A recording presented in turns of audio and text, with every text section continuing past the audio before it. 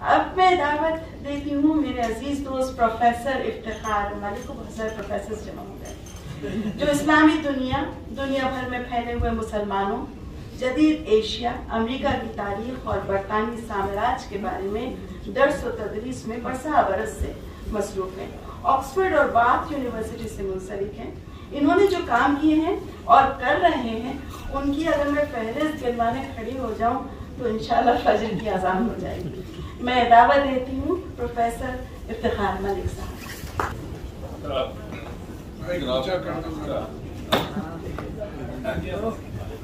جناب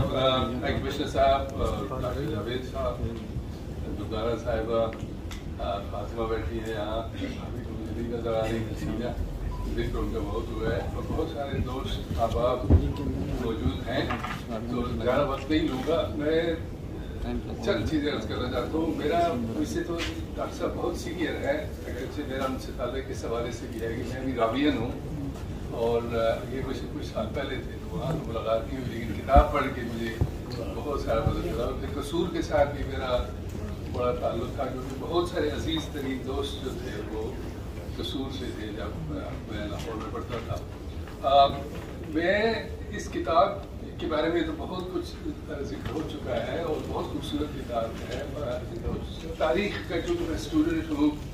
اور اس میں جیسے دوزانہ نے ذکر کیا کہ میں ساؤتھ ایشین انٹلیکچوئل ہسٹری کا آدمی ہوں، تھوڑا سا یعنی ایک فیلڈ ہے، اور خاص طور پہ intellectual history of Islam in South Asia. تو تھوڑی اس حوالے سے بات کروں گا. اور اس سے پہلے میں یہ کہنا پسند کروں گا کہ ہم ہسٹورینز شروع سے اس ایشو پہ آپس میں ڈبیٹ کرتے رہتے ہیں کہ ایک فرد کا، ایک انڈیویجول کا تاریخ میں کیا رول ہے. چونکہ یہ کتاب افراد کے بارے میں ہے تو، اور یہ تاریخ کی ظاہر کتاب نہیں ہے، لیکن ایک طرح سے بایوگرافیکل بک ہے، تو ظاہر ہے یہ ہسٹری سے اس کا ریلیشن شپ ہے. تو آکسفورڈ کے ایک مشہور ہسٹورینز تھے A.G.P. Taylor.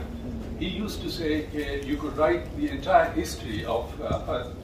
modern period in reference to 3 people. اور ان میں وہ ایک نیپولین کا ذکر کرتے تھے، ایک بسمارک کا ذکر کرتے تھے، اور ایک ہٹلر کا. تو میرے خیال میں آج کی دنیا میں یا اس وقت بھی لوگوں نے کہا کہ یہ ایک ریڈکشنزم ہے، کہ آپ پوری تاریخ جو ہے جو اس کو ایک یورپ تک اور یورپ کے 3 افراد تک محدود کریں. لیکن ساتھ ہمیں یہ بھی ذہن میں رکھنا چاہیے کہ یہ تاریخ کی اور لٹریچر کی دونوں کی جو جانرے ہیں ان میں سب سے پرانی جانرے ہے. آپ کرونیکلز دیکھ لیں یا ہیروڈوٹس جو تاریخ کا بابا آدم سمجھا جاتا ہے، تو افراد پہ تاریخ زیادہ لکھی ہوئی ہے. اور ہمارے ہندوستان میں بھی آپ نے دیکھا ہے کہ جو البیرونی کے بعد، البیرونی میں ہمیں پہلے شخص تھے جنہوں نے ہندوستان کی کلچرل، انٹلیکچوئل اور ریلیجیس جو پرسنالٹی ہے اس پہ ایک سیر حاصل کتاب لکھی 1000 سال پہلے، اور انہوں نے اس علاقے میں لکھی جو پاکستان کا حصہ ہے، نندنا میں، سالٹ رینج میں. تو اس کے بعد بھی جو تاریخ میں کتابیں لکھی گئی ہیں ہندوستان کی تاریخ میں، زیادہ تر مسلمانوں نے لکھی ہیں، فارسی میں لکھی ہیں، تو وہ افراد پہ زیادہ زور ہے. تو بعض لوگ تو یہی کہتے ہیں کہ بادشاہوں کی کہانیاں ہوتی ہیں، وکٹرز کی ہوتی ہیں، رولرز کی ہوتی ہیں، جو رولڈ ہیں، جو پریسڈ ہیں، جو وکٹرز ہیں ان کی کتابیں ان کے بارے میں نہیں لکھی جاتی. تو یہ شروع سے آپ تامس کارلائل 19th سینچری میں دیکھ لیں تو ایک فرد جو ہے وہ ہسٹوریکل ڈیولپمنٹس میں بہت اس کا رول ہے. میں سمجھتا ہوں کہ میں جب یہ کتاب پڑھی تو مجھے احساس ہوا کہ یہ افراد جو ہیں اپنے اپنے شعبے میں، خواہ وہ لٹریچر کا ہے، میوزک کا ہے، فلسفے کا ہے، تو اس میں ان لوگوں کا بہت اہم رول ہے. تو دوسری طرف میرے ذہن میں یہ تھا کہ پروفیسر ایڈورڈ ہورانی کے ساتھ میری بہت دوستی تھی. میں ان سے جونیئر آدمی تھا آکسفورڈ میں. انہوں نے مڈل ایسٹ سینٹر بنایا سینٹ ہینریز کالج میں جہاں میں ہوتا تھا 90s میں. تو وہ بہت مشہور ہسٹورین ہیں اور مسلم ورلڈ تھے، عرب ورلڈ تھے. تو وینسڈے کو ریٹائرمنٹ کے بعد پھر بھی کالج آتے تھے تو ہم کافی ان کے ساتھ پیتے تھے. تو کوئی آدمی بھی چاہے تو وہ یہ کہتے تھے کہ جو 18ویں صدی ہے اسلامی تاریخ میں وہ انڈین اسلام کی ہسٹری ہے. یعنی اسلام کی جو ڈیبیٹ ہے، جو انٹلیکچوئل ڈسکشنز ہیں،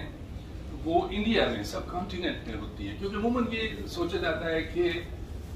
ہندوستان میں مغلوں کے زوال کے بعد شاید مسلمانوں کی اور उनकी जो तालीमी और सकाफती चीज़ें हैं वो भी ज़वाल पजीर होगी। तो मैं उनसे डिस्कशन करता था तो वो कहते कि आप इस्लाम की और इस्लामिक थॉट की जो तारीख है उसको पॉलिटिकल जो हिस्ट्री है या पॉलिटिकल जो हेगेमनी है उससे अलग करके सोचें। तो इंडो मुस्लिम कल्चर जो डेवलप हुआ है सदियों में, मुझे पता है कि बहुत सारे लोग इस किस्म का सवाल उठाते हैं कि मुसलमान या इस्लाम जो है वो सब कॉन्टिनेंट में फॉरेनर्स हैं और ये इस किस्म के इडियम है, मैं उसमें नहीं पढ़ना चाहता। लेकिन मार्शल हाइसन जो थे शिकागो में बहुत मशहूर हिस्टोरियन थे, उन्होंने 3 वॉल्यूम लिखे द वेंचर ऑफ इस्लाम। तो उन्होंने एक टर्म इन्वेंट की जो बहुत पावरफुल है इंटेलेक्चुअल हिस्ट्री में, उसका नाम है पर्शियनेट, कि ये एक एनलार्ज्ड मुस्लिम सिविलाइजेशन थी इंटेलेक्चुअली और इन टर्म्स ऑफ लिटरेचर और in terms of thinking and not just the state craft, जिसमें ये इस्लाम की जो है ना वो फैलता है, यानी उसकी ये एरियाज जो हैं वो एनरिच होते हैं। तो अभी कुछ अर्सा पहले हार्वर्ड में तो ये टर्म जो है ये इस्लाम को ट्रांस रीजनल से, क्योंकि आजकल हम चूंकि नेशन स्टेट के ज़िमन में रह रहे हैं तो हर चीज़ हम उन बॉर्डर्स के अंदर सोचते हैं। तो मार्शल हाइसन का कॉन्सेप्ट ये था कि उन बॉर्डर्स नए हैं, सिर्फ मुसलमानों के लिए नहीं है बल्कि दुनिया की तारीख में नए हैं, तो हमें इनसे निकल के सोचना चाहिए, क्योंकि सिविलाइजेशंस, कल्चर और अकली जो चीज़ें हैं उनके बॉर्डर्स नहीं होते, अगर होते भी हैं तो बहुत फ्लूइड होते हैं। लेकिन आज से 5-6 साल पहले एक बहुत मशहूर पाकिस्तानी हिस्टोरियन थे, हमें बहुत सारे पाकिस्तानी नहीं जानते, हमें उन पर नाज करना चाहिए, उनकी जल्दी वफात हो गई, प्रोफेसर शहाब अहमद, जो कि हार्वर्ड में पढ़ाते थे और वो बेचारे 40 साल से पहले फौत हो गए। तो उन्होंने जो किताब लिखी what is Islam, it's a thick book और अगर आपको इत्तेफाक हो तो पढ़िए। तो उन्होंने ये इस किस्म के इंटेलेक्चुअल इश्यूज जो हैं जो मार्शल हाइसन ने शुरू किए थे या उससे पहले जो हमारे बहुत मशहूर पाकिस्तान के इस्लामिक स्टडीज़ के बंदे थे और स्कॉलर थे प्रोफेसर फजलुर रहमान ने, तो उन्होंने इसको कहा बाज़निया टू बंगाल पैराडाइम, कि बाज़निया से लेके बंगाल तक एक पैराडाइम है, इंटेलेक्चुअल पैराडाइम है, जिसको उन्होंने यानी मार्शल हाइसन ने पर्शियनेट कहा। तो जब मैं ये किताब पढ़ रहा था तो मैं ये सोच रहा था कि ये बहुत सारे लोग जो हैं ये सब कॉन्टिनेंट से हैं और इनके आपस में यानी ये नहीं है कि ये पाकिस्तानी है, ये हिंदुस्तानी है या इसका ताल्लुक जो है ईरान से है। तो इन्होंने यानी उनमें इतनी कॉमनैलिटीज मुझे नजर आई कि मैं इस किताब को उस इंडो मुस्लिम कल्चर के हवाले से वो जो प्रोफेसर शहाब अहमद कहते हैं जिसे बाज़निया टू बंगाल पैराडाइम, तो मैं उसको उस पर्सपेक्टिव में देखता रहा। फिर तीसरी जो मेरे जहन में बात है वो ये है थोड़ी सी शिकायत की कि हम मुसलमानों ने तारीख में ज़रा कलम को तरजीह नहीं दी, हम तकरीर के ज़्यादा कायल हैं और किताब और लिखने की अहमियत जो है वो नहीं है। बल्कि आप देखें कि 1500 साल से लोग हज पे जा रहे हैं, लेकिन कितने लोगों ने इतनी मुश्किल हालात में चाइना से, बाल्कान से, इंटीरियर्स ऑफ अफ्रीका से हज पे जाते थे, लेकिन कितनी किताबें हैं जो उन्होंने अपने हज के बारे में पिछले 1500 साल में लिखी, और ख़वातीन में तो सिर्फ उंगलियों पे आप गिन सकते हैं। इवन गुलबदन बेगम ने जो बाबर की बेटी थी हुमायूं का नामा लिखा, उसमें उसने अपने हज का जिक्र ही नहीं किया, हालांकि वो 4 साल वहाँ रहीं और बड़ी मुश्किल था उस वक्त जाना हज के लिए या ज़ियारत के लिए। तो ये 19वीं सदी में आपके जो प्रेडिसेसर थे यहाँ शेरियार मोहम्मद खान, आप लोगों को याद होगा, उनकी जो बड़ी नानी थी या दादी थी वो पहली औरत हैं हिंदुस्तान की इस इंडो मुस्लिम कल्चर में जिन्होंने अपने हज के सफरनामे के बारे में उर्दू में लिखा और वो एक किस्म का ट्रेंड बन गया। तो मैं ये समझता हूँ कि हमें इन चीज़ों को इनकरेज करना चाहिए और प्रमोट करना चाहिए, और ख़ास तौर पे हम लोग जो डायस्पोरा में रहते हैं तो हमें ये इंडो मुस्लिम कल्चर में, चूँकि वहाँ तो हिंदुस्तान पाकिस्तान का मसला ऐसा हो गया है कि हालात बेहतर होते हुए नज़र नहीं आते, बल्कि नफरतें और फासले जो हैं वो सैडली बढ़ रहे हैं, और पाकिस्तान के हमारे कई लोग डिसोन करते हैं हिंदुस्तान के साथ जो हमारा मुश्तरका कल्चर है, और हिंदुस्तान के लोग भी यही कई कर रहे हैं। तो हम जो डायस्पोरा में बैठे हैं, मेरे ख्याल में हमें इन चीज़ों के बारे में सोचना चाहिए कि ये जो इंडो मुस्लिम कल्चर है جس کے بارے میں البرٹ حرانی کہتے تھے کہ 18ویں صدی میں ہندوستان سب سے اسلامک تھنکنگ میں اور ریکنسٹرکٹیو کورس میں تھا، اس کو دوبارہ بنا، اور اسی ڈسکورس میں آپ دیکھتے ہیں کہ سر سید احمد خان جیسے لوگ پیدا ہوئے اور انہوں نے ہندوستان کے لیے کیا کیا، اسی ٹریڈیشن میں، اسی ڈسکورس میں سید امیر علی ہوئے جنہوں نے سب سے پہلے انگریزی میں مسلم ہسٹری میں کتابیں لکھی جو ابھی تک کلاسک سمجھی جاتی ہے، short history of Islam, history of the Saracens, اور یہاں رہتے تھے، انہوں نے یہاں مسلم لیگ کی 1908 میں بنیاد رکھی، اور اسی ٹریڈیشن میں علامہ محمد اقبال اور وہ ساری جنریشن جو ہے، تو میرا خیال میں کہ یہ جو ڈاکٹر صاحب نے کوشش کی ہے، پتہ نہیں یہ ان کے شعور میں تھا یا نہیں تھا، لیکن میں سمجھتا ہوں کہ یہ ہندوستان پاکستان کے اور یہ انڈو مسلم کلچر کو جوڑنے کے لیے اور ہمیں یاد دلانے کے لیے، خاص اس میں نوشاد صاحب کا ذکر ہے یا اس میں گلزار صاحب کا ذکر ہے یا اس میں آپ کے، میں آخر صرف یہ عرض کرنا چاہتا ہوں ایز ہسٹورین، اور میری یہ اخلاقی ذمہ داری بھی ہے کہ پروفیسر مشیر الحسن صاحب کا انہوں نے ذکر کیا جو ہمارے بہت اچھے دوست تھے، اور سیڈلی ڈاکٹر صاحب کہ آپ نے اگر چیپٹر پڑھیں تو اس میں ذکر کیا ہے کہ وہ ہریانہ جا رہے تھے اور وہ نہ نہیں کر سکے، حالانکہ ان کی بیگم صاحبہ نے جو ہماری بھابھی ہیں انہوں نے کو منع بھی کیا کہ آپ نہ جائیے، لیکن وہ شارٹ نوٹس پہ گئے اور سیڈلی رستے میں ان کا ایکسیڈنٹ ہوا، اس گاڑی میں ڈاکٹر صاحب بھی موجود تھے۔ تو مشیر الحسن جو ہے وہ اسلامک انڈین ہسٹری یا ہسٹری آف اسلام کا ایک بہت مایہ ناز انسان ہے، بہت مشہور مورخ ہے۔ یہ نہیں ہے کہ انہوں نے 20 25 یا 40 کتابیں لکھی ہیں، ہم ہسٹورین اس حوالے سے نہیں سوچتے، بلکہ ان کا کنٹریبیوشن کیا ہے۔ کوئی کتاب انڈین اسلام پہ، ماڈرن انڈین ہسٹری پہ، مسلم ہسٹری پہ، مسلمز ان انڈیا یا ایون پاکستان پہ یا پارٹیشن پہ وہ مکمل نہیں ہوتی جب تک کہ مشیر الحسن صاحب کا ذکر نہ ہو۔ تو مشیر الحسن کو